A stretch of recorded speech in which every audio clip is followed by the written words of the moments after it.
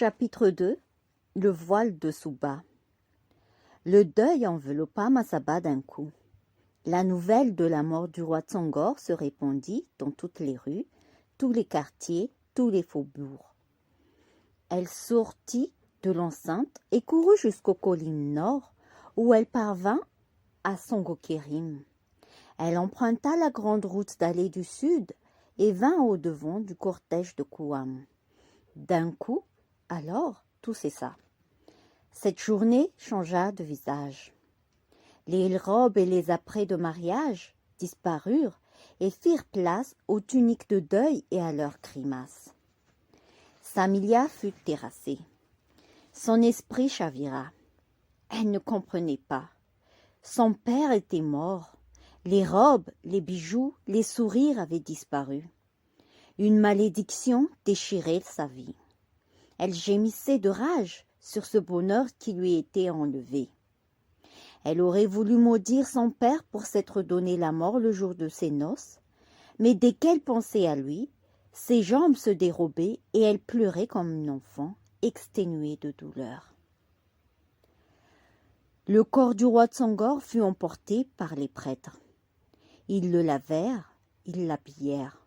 Ils appliquèrent sur son visage un onguent qui rendait à ses traits un vague sourire de mort. Puis le cadavre fut disposé sur un catafalque dans la plus grande salle du palais. On fit brûler des encens.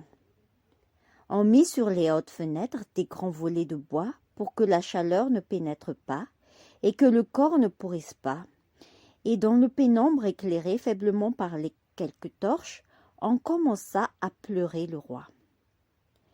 Les enfants étaient assis le long du corps, dans l'ordre de naissance. Il y avait les deux frères aînés, les jumeaux Sako et Danga.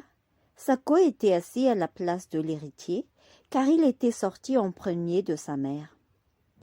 Danga se tenait à ses côtés, la tête baissée. Puis venait le troisième fils, Liboko. Il tenait la main de sa sœur Samilia. À l'extrémité, à la place du cadet, était assis Suba, le visage fermé. Il pensait sans cesse à ce dernier entretien qu'il avait eu avec son père.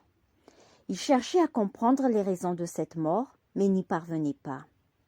Et il restait ainsi, les yeux dans le vague, incapable de comprendre comment un jour de joie avait pu se changer si vite en veillée mortuaire. Les enfants du roi Tsongor ne bougeaient pas.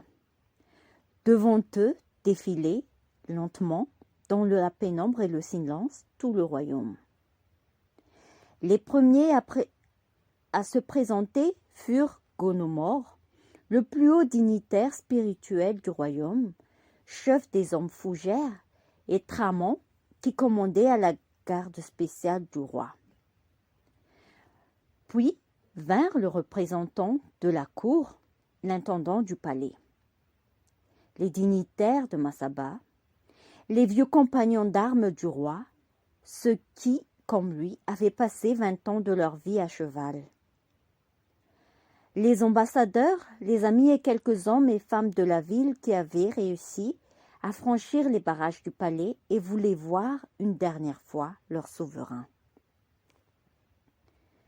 Katabolonga était là, assis au pied du cadavre, et personne ne songeait à lui demander quoi que ce soit. On l'avait trouvé avec le roi sur la terrasse. Il avait un couteau baigné de sang à la main. On l'avait trouvé comme un assassin, le poing encore serré sur l'arme, mais personne ne songeait à l'inquiéter. Parce que les deux plaies au poignet du roi disaient clairement qu'il s'était donné la mort, et parce que tout le monde se souvenait du pacte qui unissait les deux hommes. Certains visiteurs même, après avoir présenté leurs condoléances à la famille, s'approchèrent de lui et lui murmurèrent quelque chose à l'oreille. Avec douceur, Katabolonga était assis au pied de ce roi qui l'avait poignardé et recevait en pleurant ces mots de compassion. C'est au moment où les derniers ambassadeurs quittèrent la salle que l'on annonça Kouam, le prince des terres du sel. Il entra, escorté de ses deux plus proches compagnons, Barnac, le chef des mâcheurs de cartes, et Tolorus, qui commandait aux troupes du prince. Lorsqu'il le vit entrer, Saco demanda que tous les autres visiteurs sortent, afin que la famille reste seule avec le prince et son escorte. Kouam était un bel homme, les yeux bleus sombres, la tenue altière, le visage franc. Il était grand et puissant. Sa présence dégageait quelque chose de calme et d'attentionné. Il marcha d'abord vers le corps de Tsongor et resta là, longtemps, sans rien dire. Il contemplait le cadavre, le visage plein de douleur, puis il se mit à parler, à voix haute pour que tous entendent. « Ce n'est pas ainsi, roi Tsongor, dit-il dans l'obscurité, une main sur le tombeau, que j'espérais te voir pour la première fois. Je m'étais fait à la joie de te rencontrer, à la joie de prendre ta fille et d'appeler tes fils mes frères. Je croyais qu'il me serait donné de t'apprendre au fil des ans, comme on apprend une longue histoire. Je voulais, comme tes fils, être là pour veiller sur ta vieillesse. Ce n'est pas ainsi, roi Tsongor, que nous devions nous rencontrer. Et ce n'est pas la mort qui aurait dû m'inviter à entrer en ce palais, mais ta vieille main paternelle qui m'aurait montré chaque pièce, chaque recoin, qui m'aurait présenté un par un au tien. Au lieu de cela, ta main morte reste immobile sur ta poitrine, et tu ne sens pas les larmes que je verse sur cette rencontre que la vie nous refuse.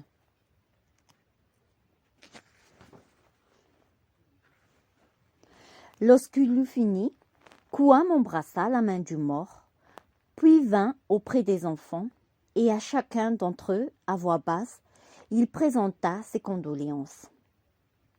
Samilia attendait son tour. Elle gardait la tête baissée. Elle se répétait sans cesse qu'il ne fallait pas lever la tête, que cela serait indécent.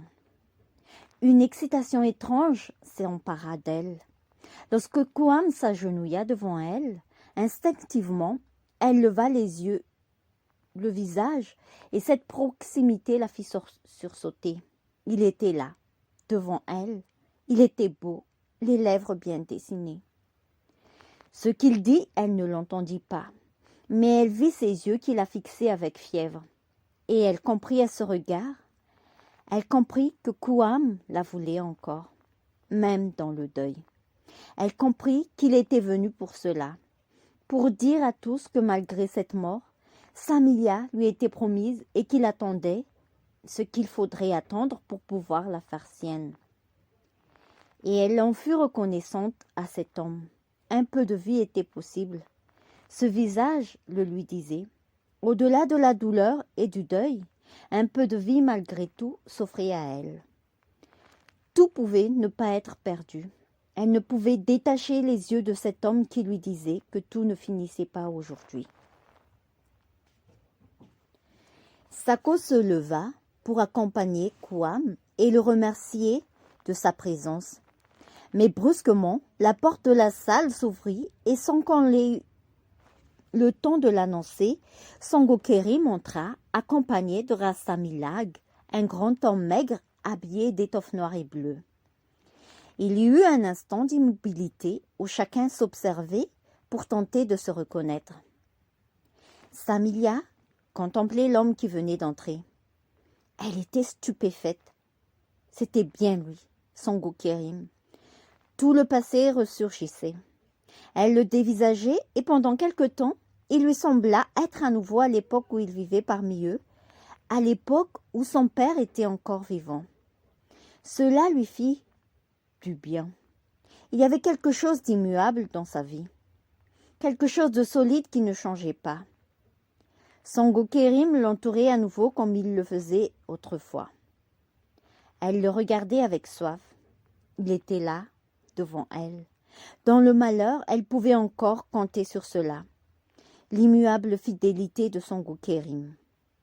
Elle n'avait pas oublié la présence de Kouam, et elle pressentait toute la violence qu'il y avait dans la confrontation des deux prétendants. Elle sentait surtout en elle-même les souffrances de l'hésitation, mais le visage de Sango Kerim simplement lui faisait du bien. C'était comme si une voix lointaine lui chantait à nouveau à l'oreille les comptines d'autrefois pour l'apaiser.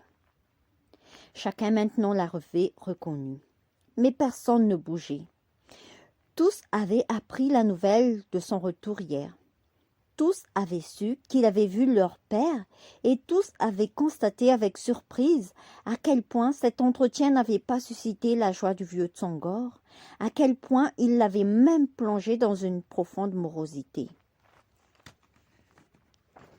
Il n'avait pas osé poser de questions, et les préparatifs des noces, la cérémonie des présents, l'agitation générale avaient balayé toutes ces interrogations. Mais à cet instant, la question se reposa à tous. Que faisait-il ici? Que voulait-il? Qu'avait-il dit à leur père? Ces questions, Dongai et les autres auraient voulu les poser. Mais Sango Kerim se tenait immobile dans la pièce, le visage crispé. Il était pâle. Il essayait en vain de cacher le tremblement de ses mains. Depuis qu'il était entré, il dévisageait Kouam sans rien dire. Tout le monde attendait, en silence. Finalement, Sango Kerim, sur qui tous les regards étaient posés, prit la parole. Il s'adressa à Kouam qui l'écoutait sans comprendre qui était cet homme, ce qu'il faisait ici et pourquoi il s'adressait à lui qui ne l'avait jamais vu. Vous êtes... oui, bien sûr. Vous êtes venu tout de suite, sans attendre. Pas même un jour. Non. Un jour, c'eût été trop lent, oui. Qui êtes-vous? Demanda calmement Kouam, qui ne comprenait pas ce qui se passait. Mais Sango Kerim n'écoutait pas. Il continua. Vous êtes venu. Vous ne le connaissez même pas, mais vous êtes là, oui. Moi, je l'ai aimé comme un père. Je l'ai regardé des heures entières lorsque j'étais enfant. Je me mettais dans un coin et je l'observais car je voulais apprendre ses gestes, ses mots. Comme un père, oui, je l'ai connu. Vous êtes venu pour prendre ce que vous convoitez, au pied même du mort. Kouam ne comprenait toujours pas ce que voulait cet homme, mais la situation devenait embarrassante, et avec autorité et sécheresse, il dit à Sango Kerim, « Taisez-vous » Ce fut comme une gifle sur le visage de Sango Kerim. Il se tut et devint encore plus pâle. Pendant un temps, il ne dit plus rien. Il contemplait le corps du vieux Tsongor, puis ses yeux tombèrent à nouveau sur Kouam. Ils glissèrent sur lui avec mépris, et c'est à Sako qu'il s'adressa d'une voix froide. « Je suis venu chercher Samilia. » Les fils du roi Tsongor se levèrent comme un seul homme. Sako était blanc de colère. « Sango, dit le fils aîné du roi, tu ferais mieux de quitter cette salle car tu divagues et cela devient indécent. »« Je suis venu chercher Samilia, » répéta Sango Kerim. Kouam, cette fois, n'y tenait plus. « Comment osez-vous » cria-t-il. Sango Kerim le regarda calmement et lui répondit. « Je fais comme vous, je viens, un jour de deuil, demander mon dû, comme vous, oui, avec la même impudence. Je suis Sango Kerim, j'ai été élevé ici par le roi Tsongor. J'ai grandi avec Sako, Danga, Liboko et Suba, et j'ai passé des journées entières avec Samilia. Elle m'avait promis qu'elle serait à moi. Apprenant la nouvelle de ses noces, je suis venu hier pour rappeler à Tsongor la promesse de sa fille. Il m'avait promis une réponse. Il n'a pas tenu parole. Il a préféré mourir, soit. Je viens aujourd'hui et je vous dis que j'emmène Samilia avec moi, c'est tout. « Tu es Sango Kerim et je ne te connais pas, » lui répondit bouillonnant Kouam. « Je ne connais ni ta mère ni ton père, si toutefois tu en as. Jamais ton nom ou celui de tes aïeux n'est venu jusqu'à moi. Tu n'es rien. Je pourrais te balayer d'un revers de la main parce que tu nous insultes tous ici devant la dépouille du roi Tsongor. Tu braves le deuil d'une famille et tu m'insultes. Je n'ai qu'un seul parent, en effet, dit Sango Kerim. Et celui-là, du moins, tu le connais. C'est l'homme qui gît là. C'est le seul qui m'ait élevé. C'est ton seul parent, dis-tu, et c'est celui que tu es venu tuer hier, dit Kouam. Songo Kérim se serait jeté sur son interlocuteur pour le rouer de coups, pour lui faire payer ce qu'il venait de dire, si, brusquement, la voix rocailleuse de Katabolonga, toujours assis au pied du mort, n'avait retenti. Personne d'autre que moi ne peut prétendre avoir tué Tsongor. Le serviteur s'était levé, majestueux, imposant à tous un profond silence. Je l'ai fait parce qu'il l'a voulu. De même, je me lève devant vous et je dis ce qu'il voulait que vous entendiez. Le deuil est tombé sur Masaba. Tsongor vous demande d'enterrer vos désirs de mariage avec son cadavre. Repartez d'où vous venez. Laissez Samiya à son deuil. Tsongor ne veut insulter aucun de vous. Du fond de sa mort, et il vous supplie de renoncer. La vie n'a pas voulu que Samiya soit mariée. Les hommes autour de Katabolonga se regardaient les uns les autres. Au début, ils avaient écouté avec respect. Mais l'impatience maintenant les tenait. Ils trépignaient de rage. C'est Kouam qui, le premier, prit la parole. Je n'ai jamais pensé épouser Samiya aujourd'hui, en ce jour de deuil. Il n'est pas d'offense à attendre, je serai patient. Que le roi, dans sa mort, ne s'inquiète pas. J'attendrai des mois entiers s'il le faut, et lorsque enfin vous aurez célébré les funérailles, je scellerai avec vous l'union de nos deux familles et de nos deux empires. Pourquoi devrais-je renoncer? Je ne demande rien, je ne fais qu'offrir mon sang, mon nom, mon royaume. Tu attendras, répondit sèchement Songo Kérim hors de lui. Oui, bien sûr, et pendant ce temps tu consolideras tes positions. Tu te prépareras à la guerre pour que je n'ai plus aucune chance ce jour-là de reprendre ce qui me revient de droit. Alors, je le dis ici devant vous tous, je n'attends pas moi. Sako était blême, il hurlait en direction de Songo Kérim. Tu insultes la mémoire de notre père. Je n'attends pas, non, continua Songo Kérim, calme et hautain. Je n'obéis pas à Tsongor que j'aimais pourtant comme un père. Les cadavres ne donnent pas d'ordre aux vivants. Katabolonga regardait les deux rivaux. Sans les quitter des yeux, il essaya de les comprendre, de mesurer la haine qu'ils se portaient l'un à l'autre, mais n'y parvenait pas. Tsongor s'est tué par mes mains, dit-il, parce qu'il sentait la guerre approcher et ne voyait pas d'autre moyen de l'éviter. Il s'est tué, pensant que son cadavre, du moins, suspendrait votre charge. Mais vous courez malgré tout l'un sur l'autre, piétinant ses paroles et son corps. Qui piétine l'honneur de qui? Demanda froidement Kouam. Je suis venu pour un mariage. Tsongor lui-même m'a invité. J'ai traversé mon empire et le sien pour venir jusqu'ici. Et mon hôte, au lieu de m'accueillir avec chaleur, m'invite à des funérailles. La pièce fut envahie par un vacarme furieux. Tout le monde parlait en même temps. On criait, on gesticulait. Plus personne ne se souciait du mort. C'est alors qu'une voix ferme et pleine d'autorité retentit. Pour aujourd'hui encore, du moins, je suis à mon père. Sortez d'ici et laissez-nous pleurer. Samiya s'était levé.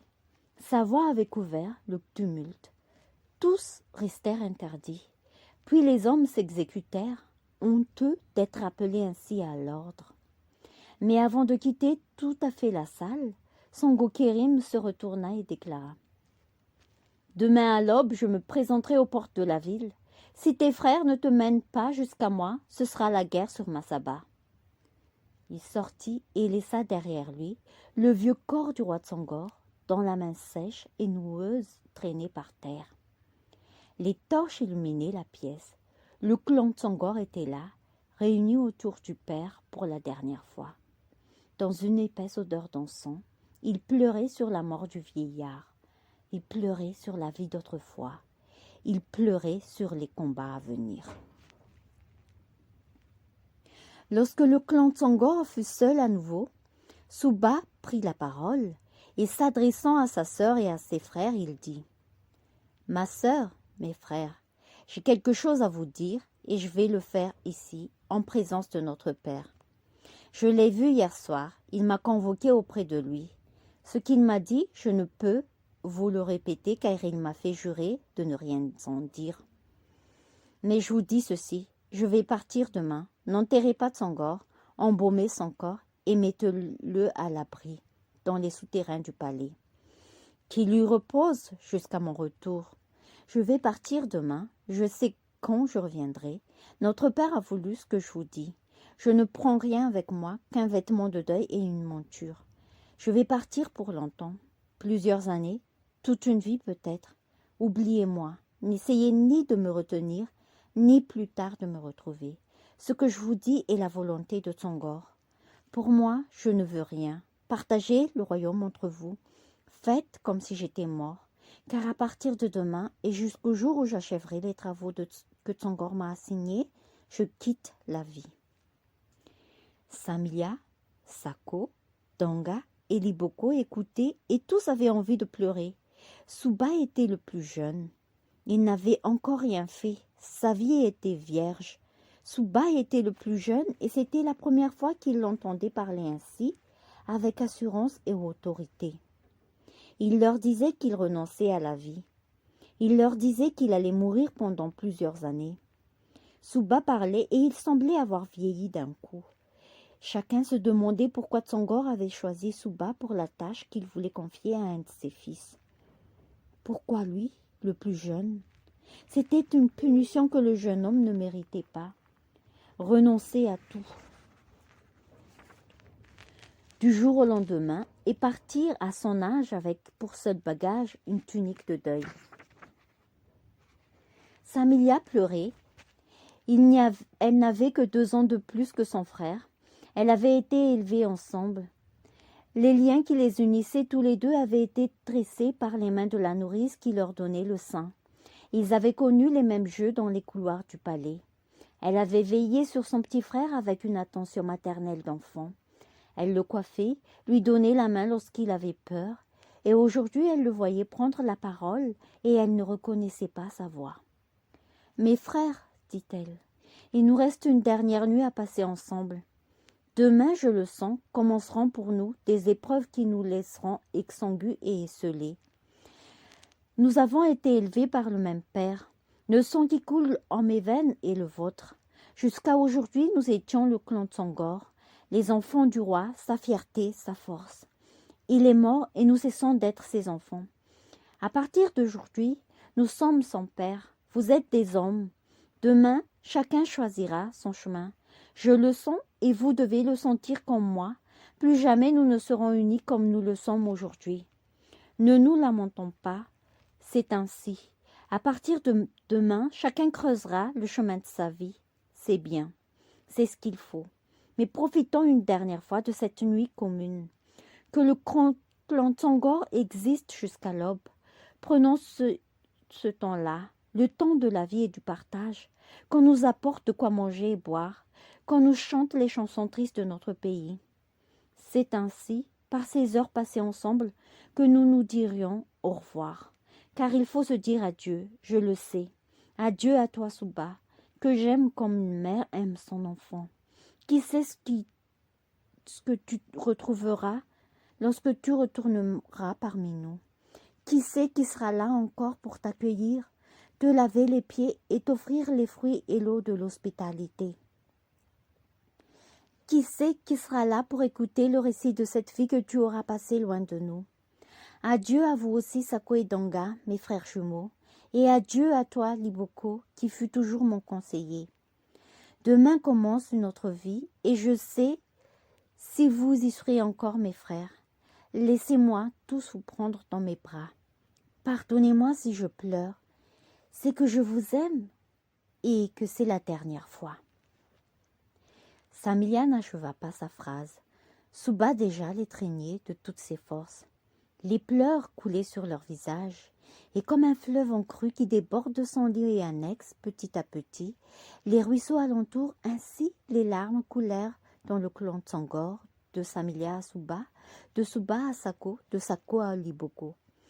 Tous pleuraient en souriant. Ils se regardaient les uns les autres comme pour conserver à jamais dans leur esprit les visages de ceux qu'ils aimaient. La nuit tomba, on prépara à manger. On fit venir des musiciens et des chanteurs qui chantèrent la terre natale et la douleur du départ, qui chantèrent les souvenirs d'autrefois et le temps qui ensevelit tout. Les Tsongor étaient assis les uns à côté des autres. Ils se regardaient, s'embrassaient, se murmuraient mille petites choses insignifiantes qui ne disaient rien d'autre que l'amour qu'ils se portaient. Ils passèrent cette dernière nuit ainsi, dans le palais de Masaba, au son des sitars et du vin qui remplissaient les coupes dans un doux bruit de cascade sucrée. Le bruit de ce dernier repas commun parvint jusqu'à la salle du catafalque, comme les notes indistinctes d'une douce musique. Et le corps du vieux Tsongor en fut saisi. Il entendait ces 100 euros du fond de sa mort. Il se dressa et demanda à Katabolanga, qui savait entendre les morts, de le mener jusque là-bas. Dans le couloir désert du palais en deuil, 2 silhouettes marchaient côte à côte, prenant soin de ne pas se faire voir. Il avançait vers la musique, cherchant dans les dédales du palais la pièce où tous se réunissent. Lorsqu'ils trouvèrent enfin la salle, le vieux Tsongor se blottit dans un recoin et contempla ses enfants, réunis tous ensemble pour la dernière fois. Il les voyait assis les uns contre les autres, les bras et les jambes enchevêtrés, les cheveux mêlés, comme une portée de chiots serrés contre le sein de leur mère. Ils étaient là, ces enfants. Ils riaient, ils pleuraient, se touchaient sans cesse, le vin coulait, la musique emplissait les cœurs d'une mélancolie voluptueuse. Le vieux roi mort contempla ses enfants en secret. Il se laissa emplir lui aussi, de la douce lumière qui baignait les lieux, des odeurs et des éclats de voix. Ils étaient tous là, ses enfants, devant lui, heureux. Alors il murmura pour lui-même, « C'est bien. » Comme pour remercier ses enfants de cette nuit de partage, il retourna à la froideur marbrée de son catafalque. Le sommeil finit par vaincre les enfants de Tsongor. Ils se séparèrent. Chacun rejoignit sa chambre et s'endormit à regret. Seul Suba ne se coucha pas. Il déambula encore un peu dans les couloirs silencieux. Il voulait saluer une dernière fois le vieux palais, revoir les salles où il avait grandi, caresser de ses mains la pierre des couloirs et le bois des meubles familiers. Il marcha comme une ombre, s'imprégnant une dernière fois de ce lieu, puis, enfin, descendit les grands escaliers du palais et s'engouffra dans les écuries. La chaude odeur des bêtes et du fourrage le réveilla. Il parcourut l'allée centrale, cherchant une monture qui convienne à son exil. Un pur sang, rapide, nerveux, un animal noble qui le mènerait du bout à l'autre du royaume avec fougue. Il cherchait, mais il lui semblait qu'il y avait, dans tous ces chevaux de race, splendides et bien peignés, quelque chose qui ne convenait pas au deuil. Il arriva alors dans la partie reculée des écuries royales, où reposaient les chevaux de trait et les mulets. Il s'immobilisa. C'est cela qu'il lui fallait, une mule, oui, une mule, au palan et têtu. Une monture humble que ni la fatigue ni le soleil ne feraient faiblir. Une mule, oui, car il voulait chevaucher lentement, obstinément, portant partout où il irait l'annonce de la mort de son père.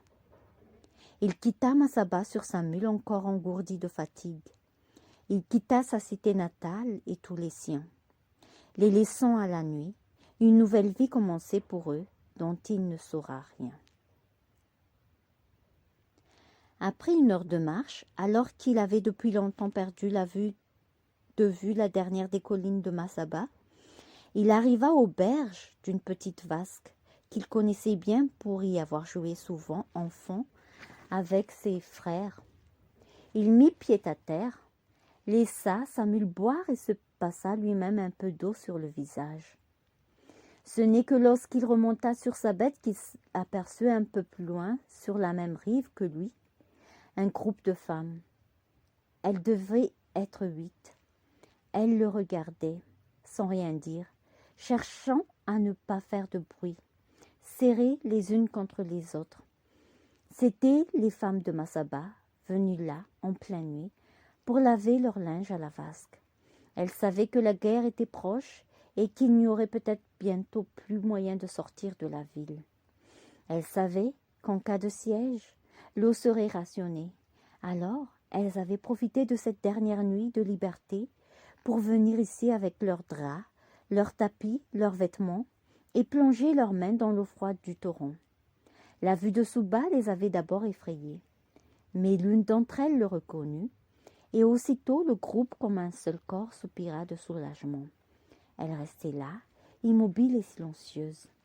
Il les salua doucement de la tête, et elles répondirent avec respect à son salut.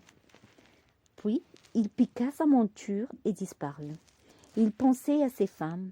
Il pensait que ce seraient les seules à l'avoir vu partir, les seules à avoir partagé avec lui quelque chose de cette nuit étrange. Il pensait à tout cela lorsqu'il sentit soudain qu'il était suivi. Il se retourna. Il pensait à tout cela. Elle était là, à plusieurs centaines de mètres derrière lui. Elles s'arrêtèrent lorsqu'il s'arrêta. Elle ne voulait pas le rejoindre. Il leur sourit à nouveau et leur fit un signe de la main pour leur dire adieu. Elles répondirent avec déférence en baissant la tête. Il piqua sa mule et partit au galop. Mais après 1 heure de marche, il sentit à nouveau leur présence dans son dos. Il se retourna. Les laveuses étaient là. Elle avait marché patiemment, suivant ses traces jusqu'à le rattraper, laissant derrière elle la ville, le linge et la rivière. Souba ne comprenait pas. Il s'approcha du groupe et lorsqu'il fut à portée de voix, il leur demanda « Femmes de Masaba, pourquoi me suivez-vous » Les femmes baissèrent la tête et ne répondirent pas. Il reprit « Le sort a voulu que nous nous rencontrons cette nuit qui est pour moi celle de l'exil. J'en suis heureux.